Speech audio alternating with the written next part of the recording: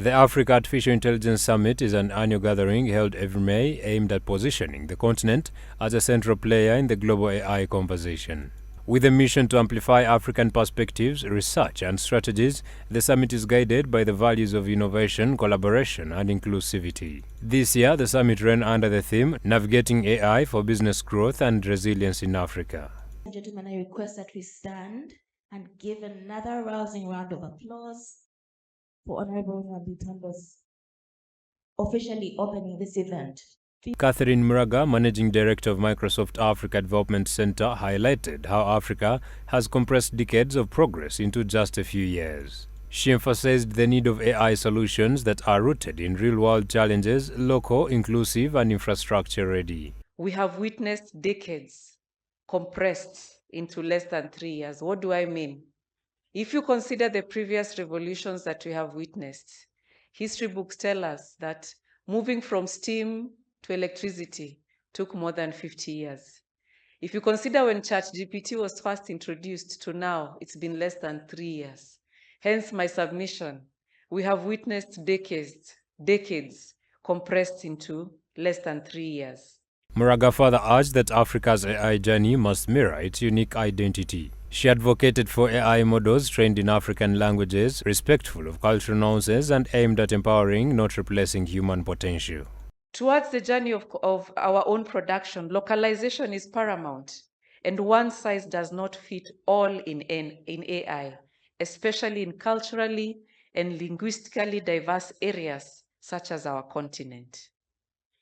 To truly move beyond consumerism, local innovators must localize AI solution. That can mean training AI in local languages like Kiswahili, Amharic, and there are many if you consider the African context, but also being mindful of local accent, voice data, or region-specific images, as an example. Also in attendance was OHT Robert Wagwan-Sibirwa, the second Deputy Katikiro of Buganda Kingdom and Minister of Finance, who in his address made a passionate call for Africa to stop being a passive consumer of imported technologies. He also championed indigenous AI solutions crafted by Africans for Africans and deeply grounded in local cultures and economies. AI is a leveler. You don't have to be in Texas or in Frankfurt to do things that can be done by people there. You can do these things here and beyond. Can you imagine clinics that detect diseases before symptoms show? And we are going to learn a lot from this. Things that can even diagnose in your local language of Ateso, Lugbala, or Luganda. The summit's chief guest, Honorable Nyombi Thembo, Executive Director of the Uganda Communications Commission, challenged African governments to show fearless leadership, act with confidence, and legislate for innovation rather than fear. We have the fear. And what I'm sharing with my colleagues in the policy space, even my cousin, the politicians, is that we shouldn't fear. We shouldn't put fear before realization of the potential of AI, because fear can lead us to missed opportunity.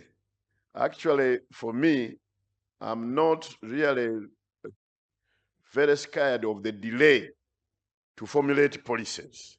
Honorable Thembo left participants with a powerful rallying cry: the best way to predict the future is to build it. Unlocking AI true potential will take us, all of us, working side by side.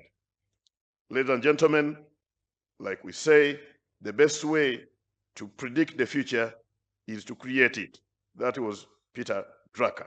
Together, let us harness the power of AI, not just to imagine better Africa, but to build it starting today.